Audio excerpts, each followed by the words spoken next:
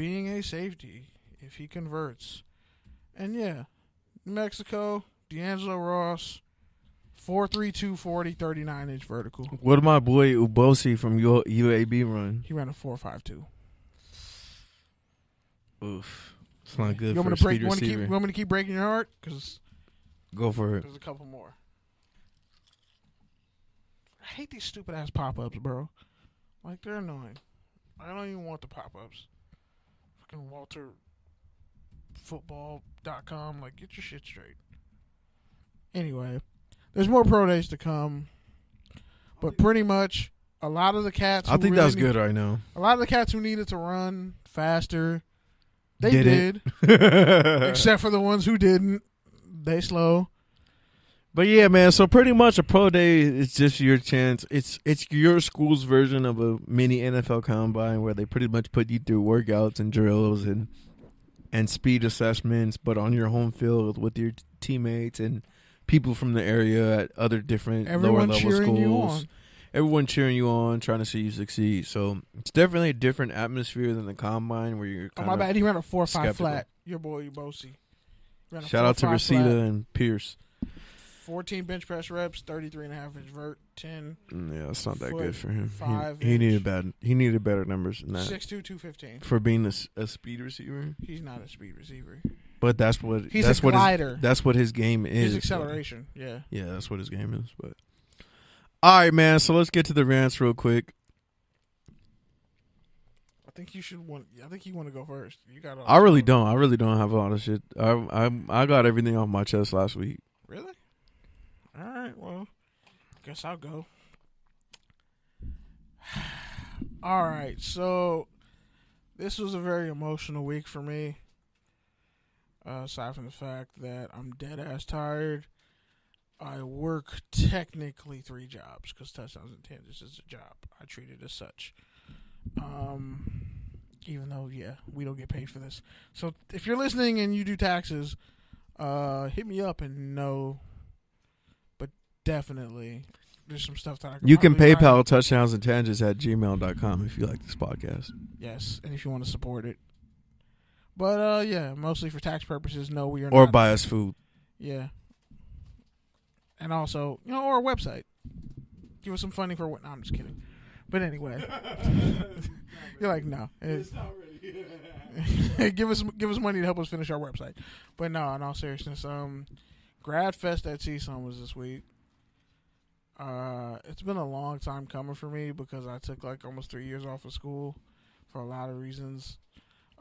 Reasons I will get into once I actually graduate and get my diploma. And then I'll tell everybody the whole horrible story. The horribly beautiful story of how it took me forever to graduate from CSUN.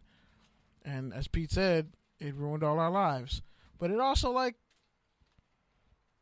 like a really good experience. Like, I would suggest everyone do it at least once.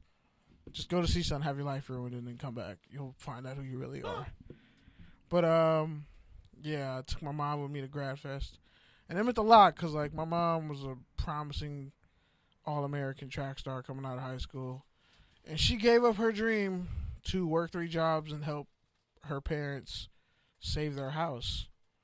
And because a lot of people don't know, as athletes, once you start your clock, your academic clock, that's how much time you have to, for your college eligibility. And she kind of got robbed of a track career. And when she could have gone back, she had her first kid.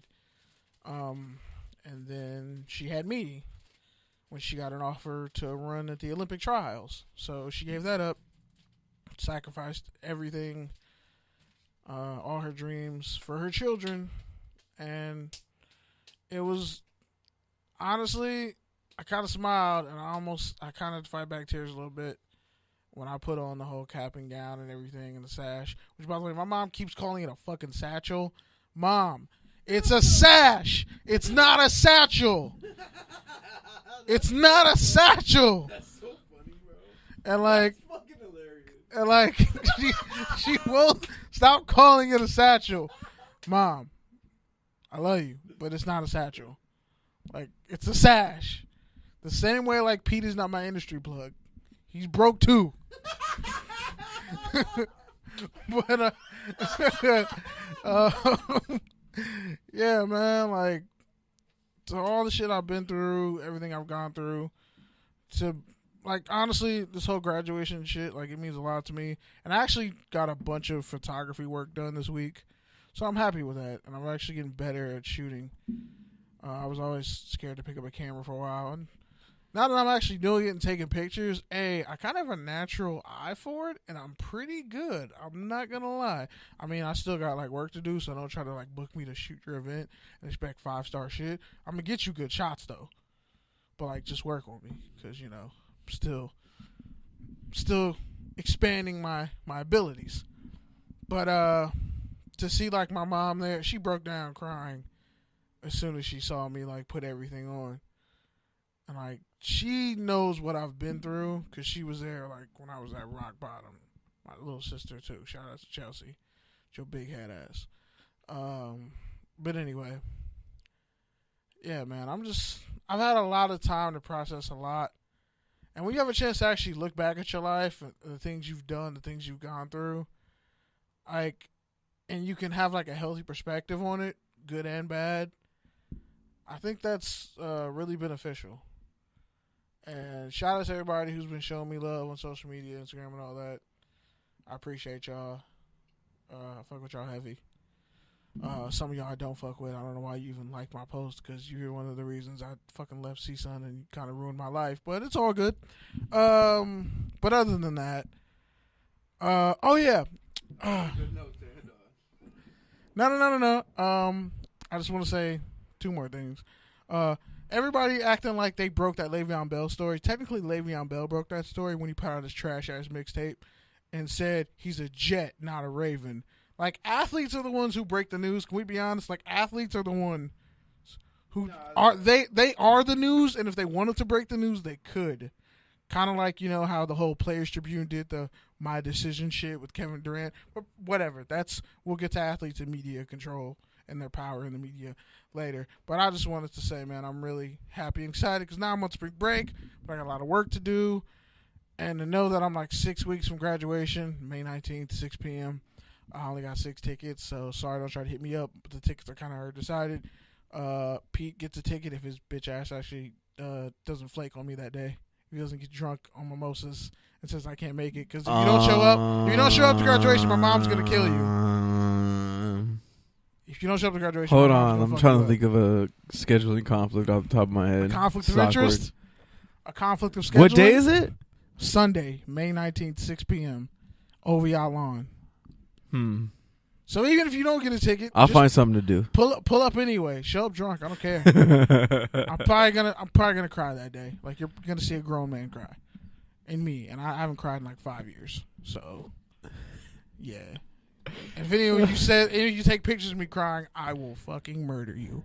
No, I'm just kidding. But in all seriousness, I just want to say, yeah, man, no matter what your dream is, let me finish, Pete, be quiet. No matter what your dream is, if you got a goal that when you go to sleep at night, it's all you can think about, and when you wake up, and when you at your fucking job that you hate, 9 to 5, whatever bullshit it is, whatever you got to do to get through the day, those late shifts and those days where you don't get any sleep, if that's really what your passion is, you need to pursue it.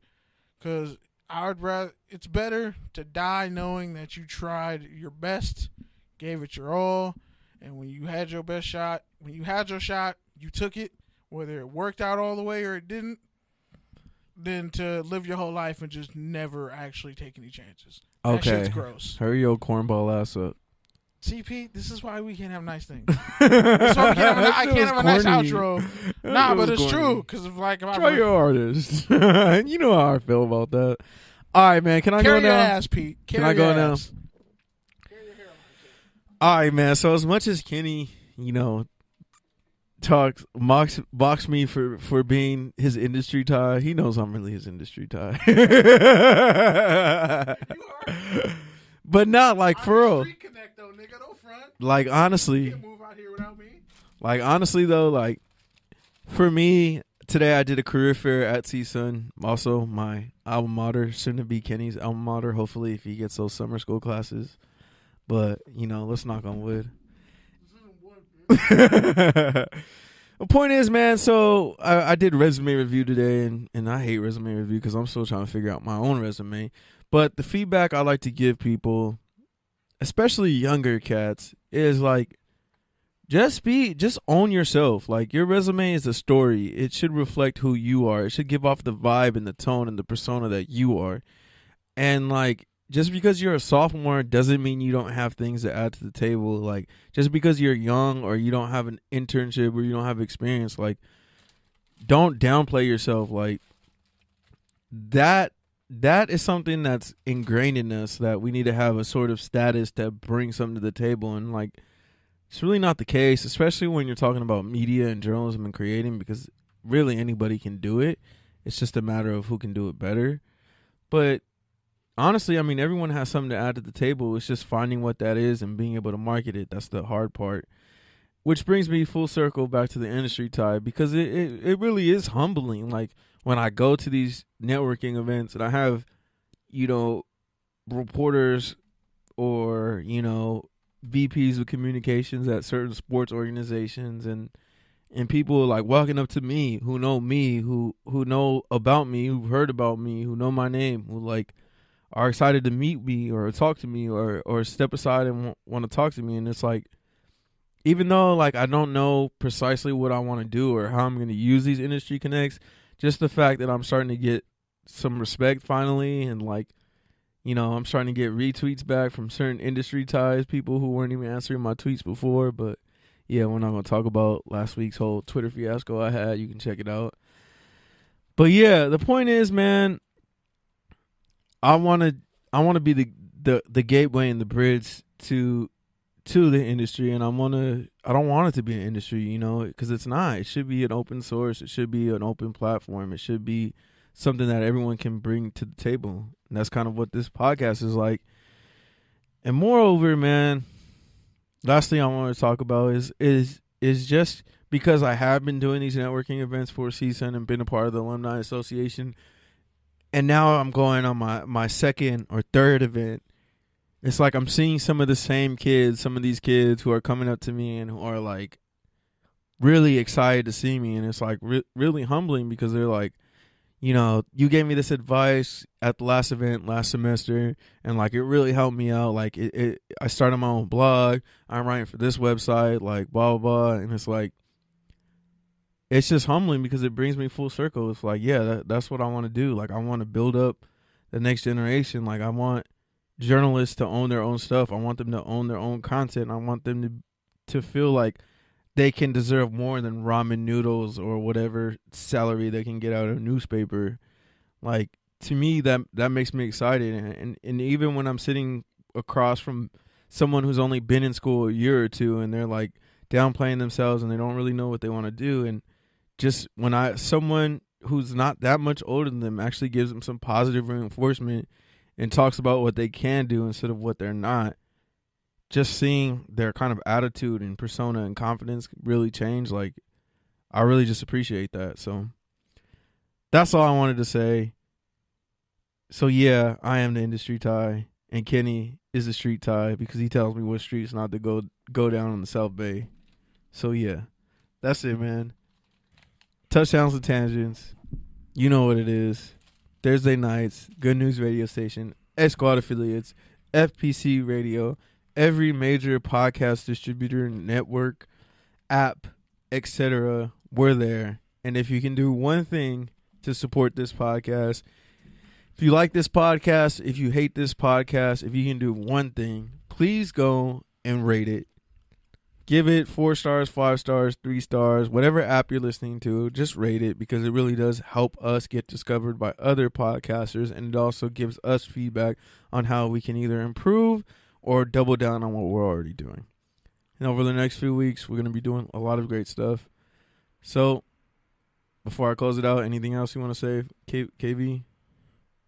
Nah, man. Just stay safe on spring break, and don't get black syphilis if you're going overseas. That shit's uncurable. Wow. And your genitalia will fall off and you'll die a painful death. So don't get black syphilis, because they don't let you back in America if you have that. Wow. They don't. I'm dead ass serious. Why does black syphilis got to be worse than regular syphilis?